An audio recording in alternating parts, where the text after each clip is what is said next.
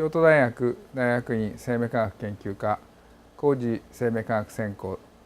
工事情報制御学の清水明です。私たちの研究室では免疫反応、特に獲得免疫に関わる細胞の分化、活性化などに興味を持って研究を進めています。獲得免疫に関わる細胞というのは具体的に言いますとリンパ球でありまして T 細胞と B 細胞からなっています。獲得免疫に関わる細胞は VDJ 組み換えと呼ばれる DNA 組み換えによってさまざまな外来抗原に対応できる受容体を作ります。一つの細胞がそれぞれ異なった一つの受容体を持つということが特徴です。そのうち自己に反応するような細胞は除去ないし不活化されます。また実際の免疫反応において外来抗原に結合する受容体を持つ細胞は増殖しながら免疫反応に関わります。獲得免疫反応が正しく機能するためには自己に反応しないこと、つまり免疫関与が成立するということと、外来抗原に反応し微生物などの侵入を阻止すること、これが通常の免疫反応ですけども、これを確実に行うことが必要です。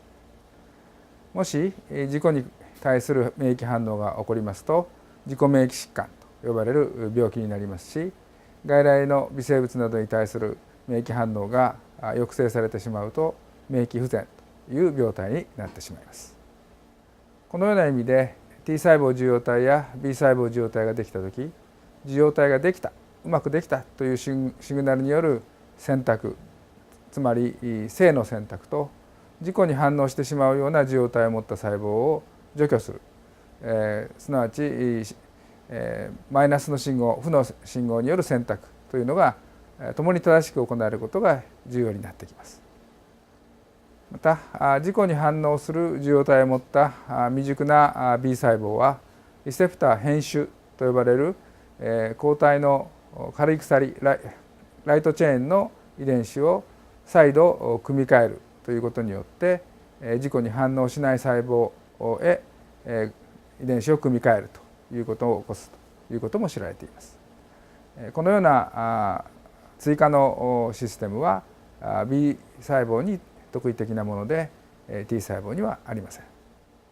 自己・非自己の厳密な区別というのは実際には非常に難しいことですから、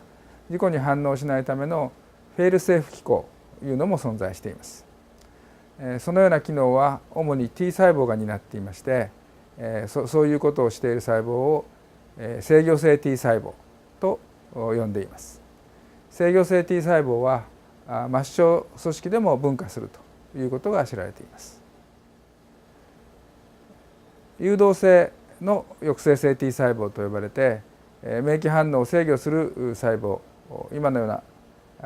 末梢で分化する抑制性 T 細胞は誘導性 T 細胞と呼ばれて免疫反応を抑制する細胞として知られています。このような細胞は IL2、TGF-β1、レチノイ酸などによって分化するということも分かっています。私たちは制御性 T 細胞の機能を持つ可能性があるような新しい細胞集団があるということを最近見出しました。また B 細胞の分化の初期段階において正の選択、負の選択が重要であるということに関しても研究をしています。加えて B 細胞の活性化に伴うようなクラススイッチと呼ばれる現象や形質細胞への分化というような機構についても研究をしています。これから私たちの研究を簡単にご紹介したいと思います。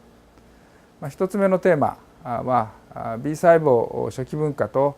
自己抗体を産生するような B 細胞を抑制するような機構の解析です。抗体は B 細胞の分化の過程で作られて成熟した B 細胞の表面に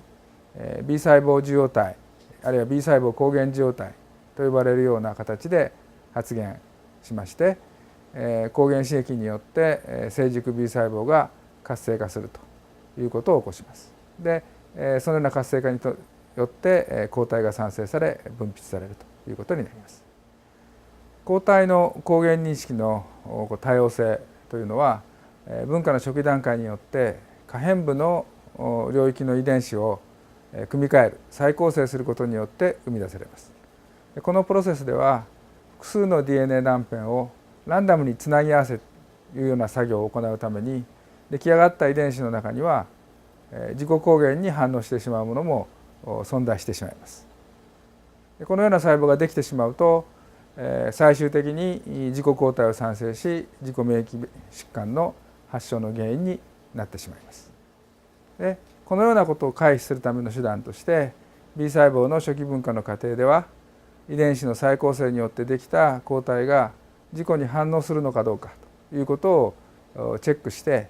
自己に反応するような細胞を負の選択によって除去する、あるいはリセプター編集、先ほどお話ししたリセプター編集によって再度遺伝子組み換えを起こして自己反応性を消失させていくという機構が存在しています。このようなプロセスを経て適切な抗体遺伝子を発現できるようになると B 細胞は成熟 B 細胞へと分化していきます。遺伝子の再構成には組み換え酵素である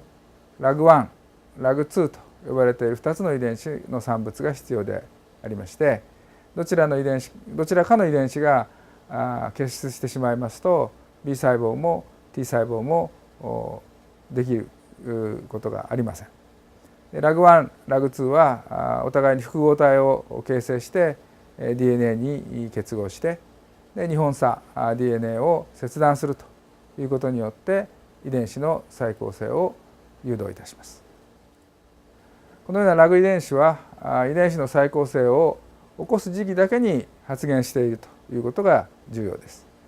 実際に抗体の重い方の鎖ヘビーチェーンの遺伝子組み換えがうまくいったかどうかということをプレ B 細胞の段階でチェックをしてプレ B 細胞受容体と呼ばれるものから信号が正しく入りますとそのような細胞ではLAG の遺伝子の発現が抑制されて新しい組み換えが起こるということを抑えて抑えている間にこのような細胞が増殖いたします。その後 IL7 と呼ばれるリンホ肝炎からのシグナルが徐々に減衰していった結果 LAG の遺伝子が再度発現できるようになり次の段階であるライトチェーン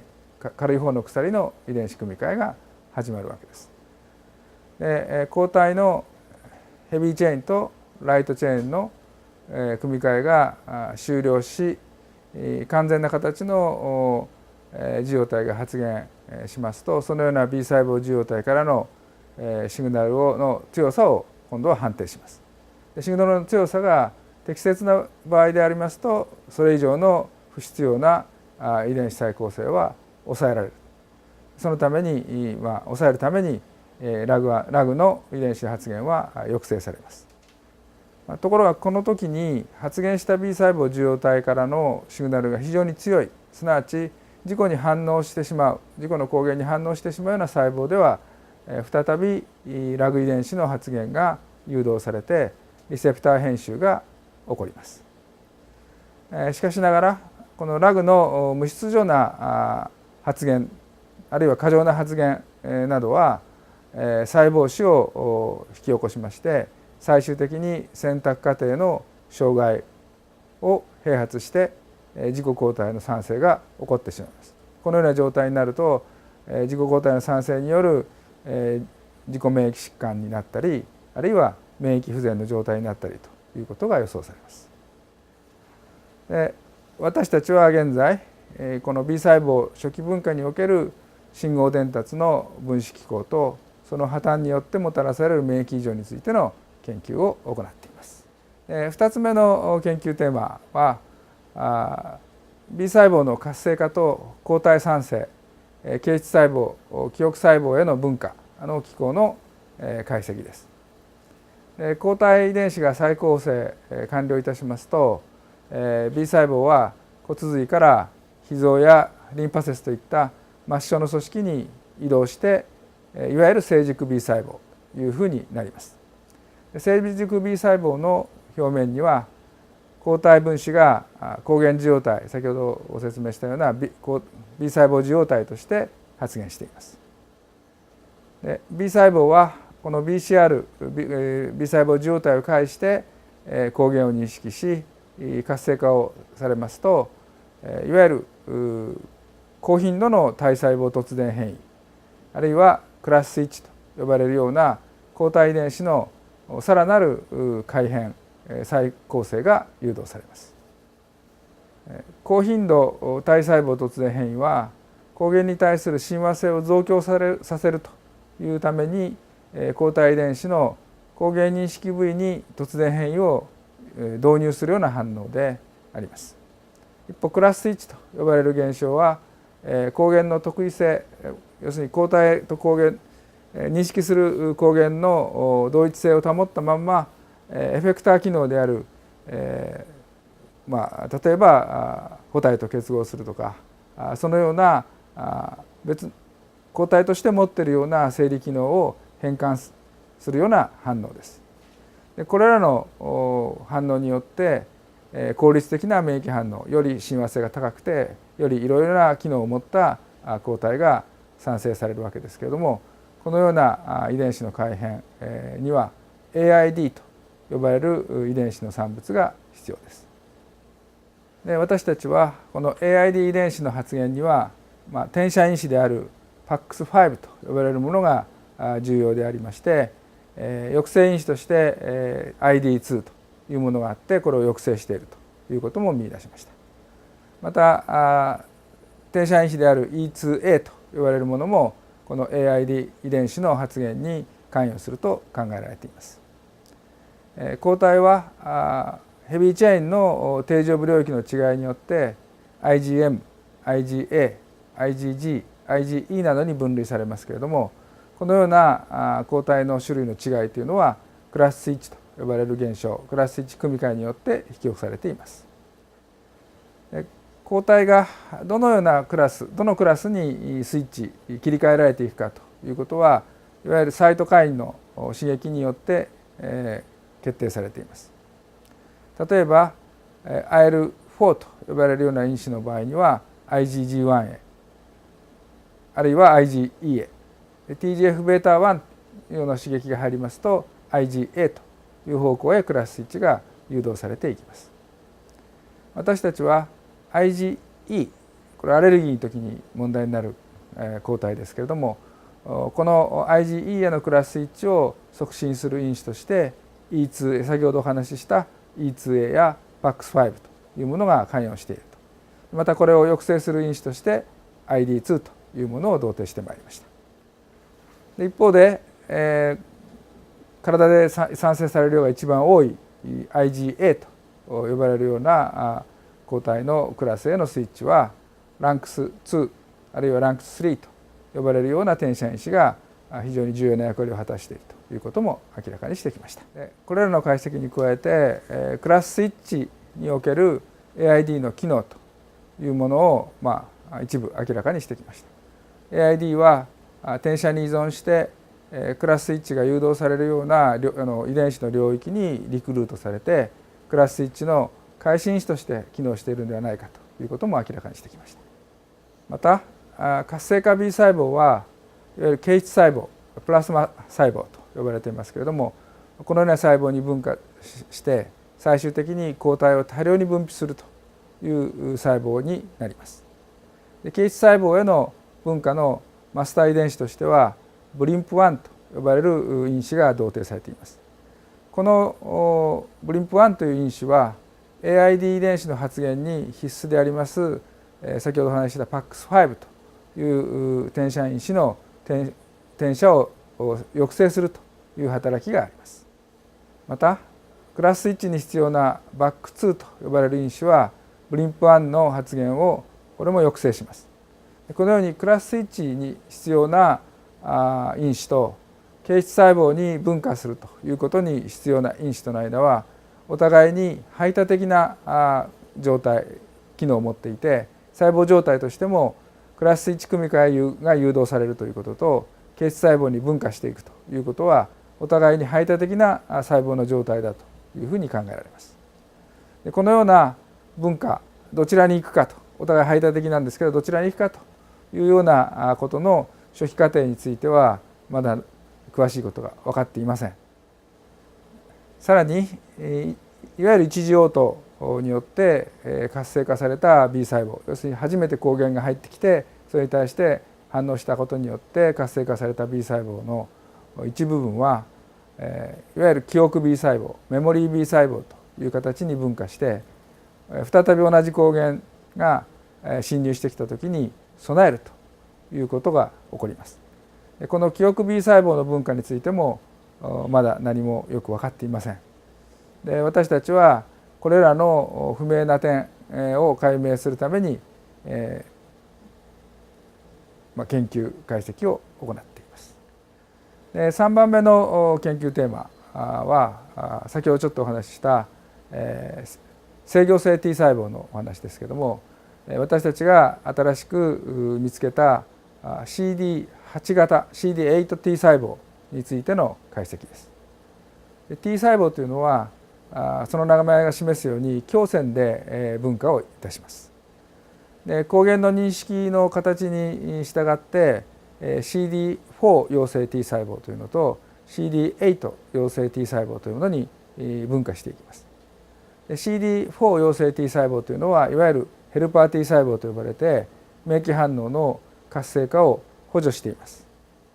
一方 CD8T 細胞は細胞障害性 T 細胞と呼ばれていわゆる細胞性免疫に必要な細胞です。でこれらの T 細胞分化の過程というのが不可逆的であって CD4 の細胞から CD8 あるいは逆に CD8 の細胞から CD4 などへ再分化するというようなことはこれまでないというふうに考えられていました。ところが私たちはこの CD4T 細胞が末梢の組織では CD8T 細胞に再分化するのではないかということを見つけました。CD4 から分化した CD8T 細胞というのは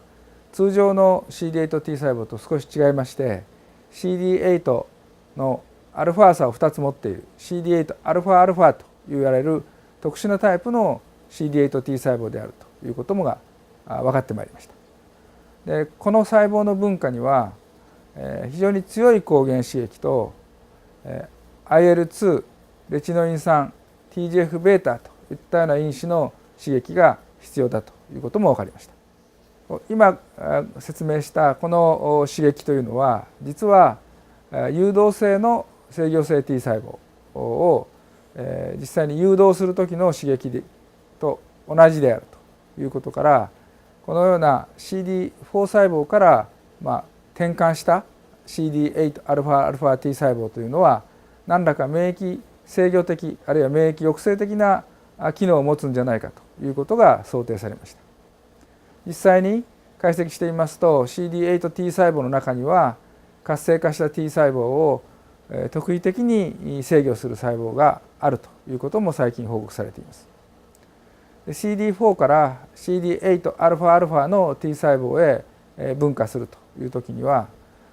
先ほどクラススイッチのところでも少し出てきましたランク3という転写因子が必要だということが分かってまいりました。事実ランク3という遺伝子を欠損したような T 細胞をマウスに移植しますと自己免疫疾患状態にかかりやすいということが分かってまいりましたしまた炎症が蔓延する遷延するという傾向を持つことも明らかになりました。このような実験事実は CD4 から由来する CD8α の T 細胞が実際に免疫制御細胞として機能している可能性を支持するというふうに考えています。私たちはこのような細胞の実際の生態の中での機能を明らかにするための研究も進めております。